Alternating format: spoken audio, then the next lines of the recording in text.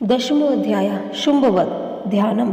मैं मस्तक पर अर्धचंद्र धारण करने वाली शिव शक्ति स्वरूपा भगवती कामेश्वरी का हृदय में चिंतन करती हूँ। वे तपाए हुए सुवर्ण के समान सुंदर है। सूर्य, चंद्रमा और अग्नि ये ही तीन उनके नेत्र हैं तथा वे अपने मनोहर हाथों में धनुष, बाण, अंकुश, पाश और शूल धारण किए हुए हैं।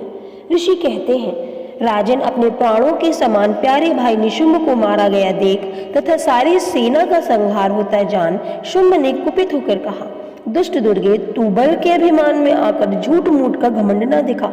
तू बड़ी मानिनी बनी हुई है, किंतु दूसरी स्त्रियों के बल का सहारा लेकर लड़ती है। देवी बोली, ओ दुष्ट, मैं अकेली ही हूँ। इस संसार में मेरे सिवा दूसरी कौन है? देख, ये मेरी ही विभूतियां हैं, अतः मुझ में ही प्रवेश कर रही हैं। तदंतर ब्रह्माणी आदि समस्त देवियां अंबिका के शरीर में लीन हो गईं। उस समय केवल अंबिका देवी ही रह गईं। देवी बोली, मैं अपनी ऐश्वर्य शक्ति से अनेक रूपों में यहाँ उपस्थित हुई थी। उन सब रूपों को मैंने समेट लिया। अब अकेले ही युद्ध में खड़ी हूँ, तुम भी स्थिर हो जाओ। ऋषि कहते हैं, तदंतर देवी और शुंभ दोनों में सब देवताओं तथा दानवों के देखते देखते भयंकर युद्ध छिड़ गया। बाणों की वर्षा तथा तीखे शस्त्रों एवं दारुण अस्त्रों के प्रहार के कारण उन दोनों का युद्ध सब लोगों के लिए बड़ा भयानक प्रतीत हुआ। उस समय अंबिका देवी ने जो सैकड़ों दिव्य अस्त्र छोड़े, उन्हें दैत्यराज शुंभ ने उनके निवारक अस्त्रों द्वारा काट डाला।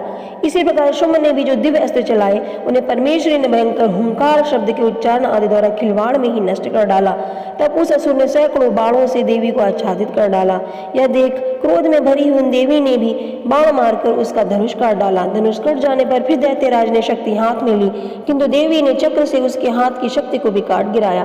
तत्पश्चात दैत्यों के स्वामी शुंभ ने 100 चांद वाली चमकती हुई ढाल और तलवार हाथ में लेकर उस समय देवी पर धावा किया। उसके आते ही चंडिका ने अपने धनुष से छोड़े हुए तीखे बाणों द्वारा उसकी सूर्य किरणों के समान उज्जवल ढाल और तलवार को तुरंत काट दिया। फिर उस दैत्य के घोड़े और सारथी मारे गए। धनुष तो पहले ही कट चुका था। अब उसने अंबिका को मारने के लिए उद्यत हो भयंकर मुदगर हाथ में लिया। उसे आते देख देवी ने अपने तीक्ष्ण बाणों से उसका मुदगर भी काट डाला। तिस पर भी वह असुर मुक्का तान कर बड़े वेग से देवी की ओर झपटा। उस दैत्यराज ने देवी की छाती में मुक्का मारा। तब उन देवी ने भी उसकी छाती में एक चांटा जोड़ दिया। देवी का थप्पड़ खाकर दैत्यराज शुंभ पृथ्वी पर गिर पड़ा, किंतु पुनः सहसा पूर्ववत उठकर खड़ा हो गया। फिर वह उछला और देवी को ऊपर ले जाकर आकाश में खड़ा हो गया। तब चंडिका आकाश में भी बिना किसी आधार के ही शुंभ के साथ युद्ध करने लगी। उस समय दैत्य और चंडिका आकाश में एक दूसरे से लड़ने लगे। उनका वह युद्ध पहले सिद्ध और मुनियों को विस्मय में डालने वाला हुआ।